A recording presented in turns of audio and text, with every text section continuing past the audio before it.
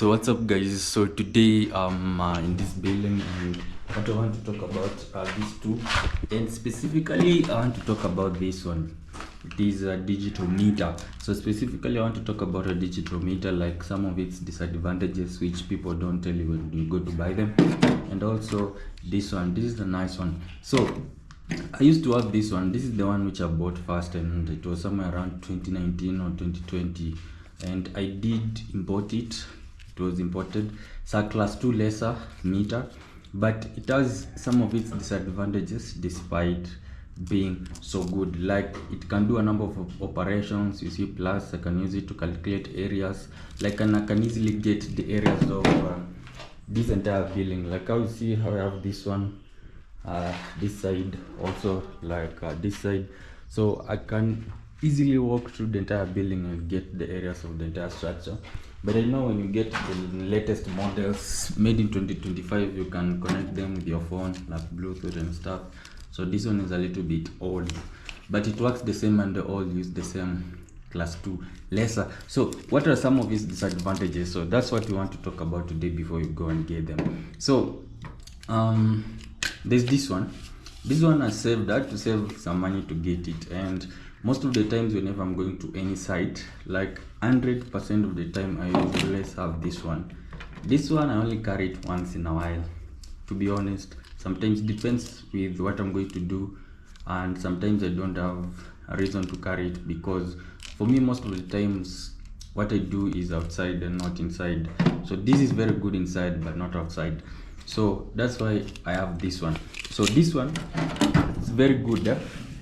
This one is very good, and you can get yours. It depends on what you want. It's not the cheapest model. Of course, there are some models which are somehow cheaper, but this one is from Stanley. There's Total. There's also another one, I'm forgetting the name. They are very good.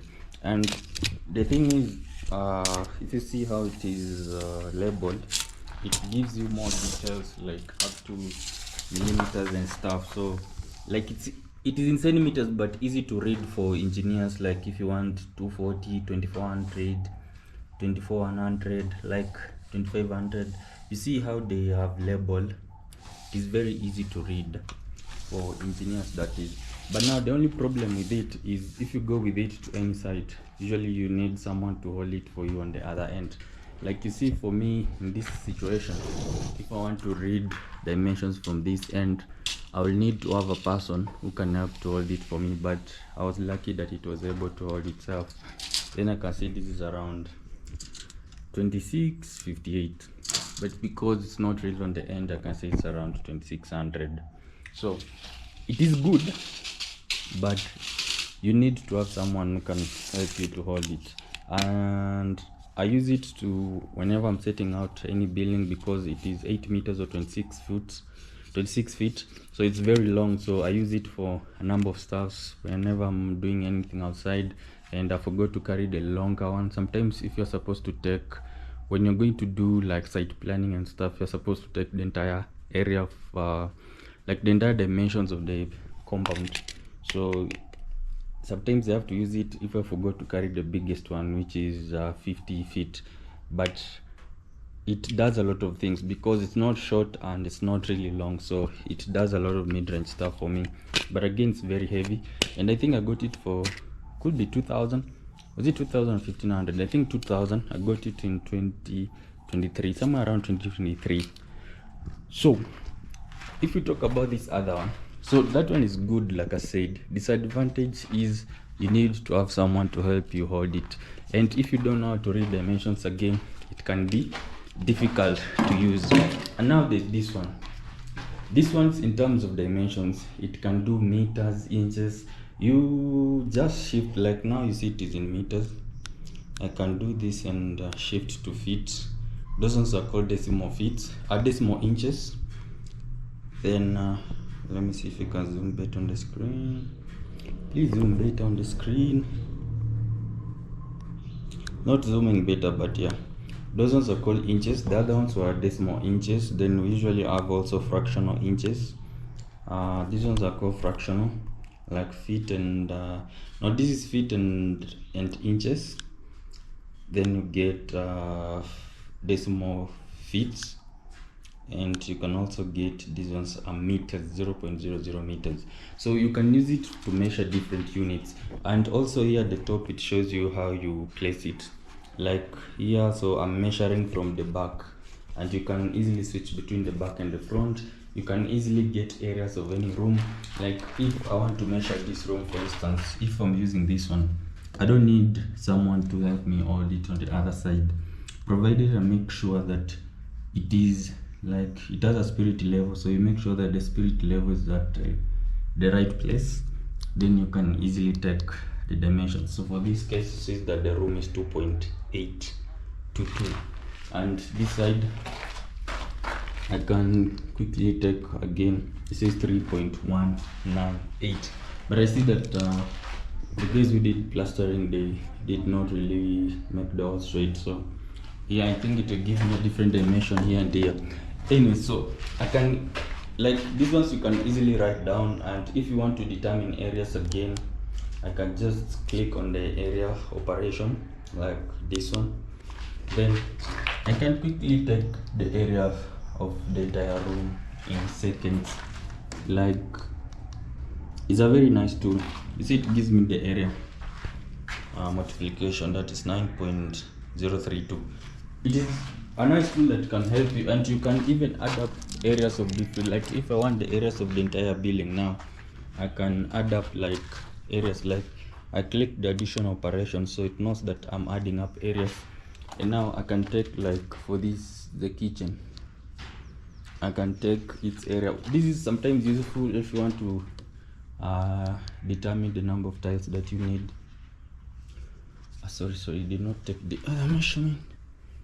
Which measurement did it not take? I think I messed up. Yeah, I forgot to take the other measurement, but now I took the same measurement twice, and you see it gives you the area. And now if I click this, it will give me the total, the area of the first room and the second room. So sometimes you can use it to determine like area for tiles and stuff. It's very nice tool. But now the only problem with it, which you're going to find if you buy it, for me I bought it at 4,500, and it was way back in 2019, imported, that is. Right now I think there are better models on the market, but they all use class 2 lesser. So class 2 lesser is very weak when you want to use it outside, or when you want to use it in the sunlight. The thing is, like how it measures, let me see, I hope it doesn't damage the camera's lens. But how it measures is, you see that one, it sends out a laser, and now that laser has to hit the target like the wall. But I know as it's not really visible unless you get close to it. Let me show you with here. It has to hit the wall and then reflect back. So that's how it gets the distance between the two. I think we did this in physics form 1 or form 2 stuff to do like this here. So that's how it measures the light. It has to do reflection. So when you buy it, it comes with a reflector, which is a white background that you can place on the surface to help it reflect better.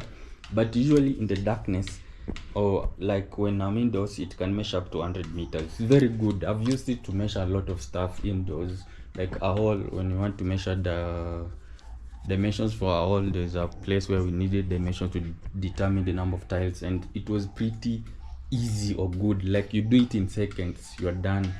But now when you take it outside where the sun is, or in the sunlight, the laser becomes very weak to reflect back. Like there's no way you can get the dimensions unless you're very close to the reflecting object, but you will keep on getting errors like this one.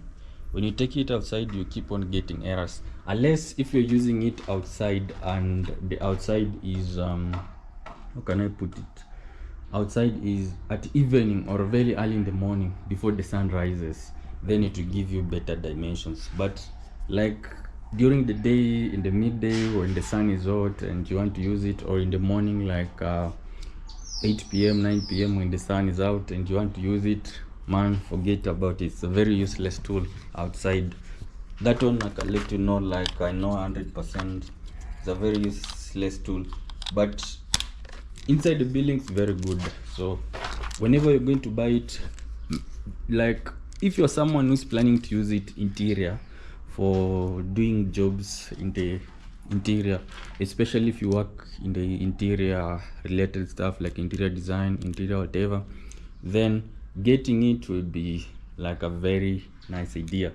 But if you're someone who is planning to use it for exterior jobs, then please don't go for it. Buy something that you will use for a lot of your work and it will never break, like either Stanley or get Total or get any other nice brand. You will use it for longer. But this one, don't buy it if you're planning to use it outside. But if inside, man, like I'm telling you, if inside, this is going to be one of the best investment you make, man, because it will save you time in calculating tiles, calculating areas. If you want to know anything like where is like this position, how far is here to the wall, like how far is this, like it will help you a lot. And I came to Eldoret. Right now I'm in Eldoret and I've been seeing this type of blocks and they have a lot of issues with people. I think we're going to talk about them. I've seen them being used also in this structure, and these blocks, they are a mess. They're really disturbing a lot of people now to use them because they're not really good. I mean, they're good, but now because of the sizing, it needs the artisan to be very accurate, and they make a lot of errors. But I think we'll talk about it in later on.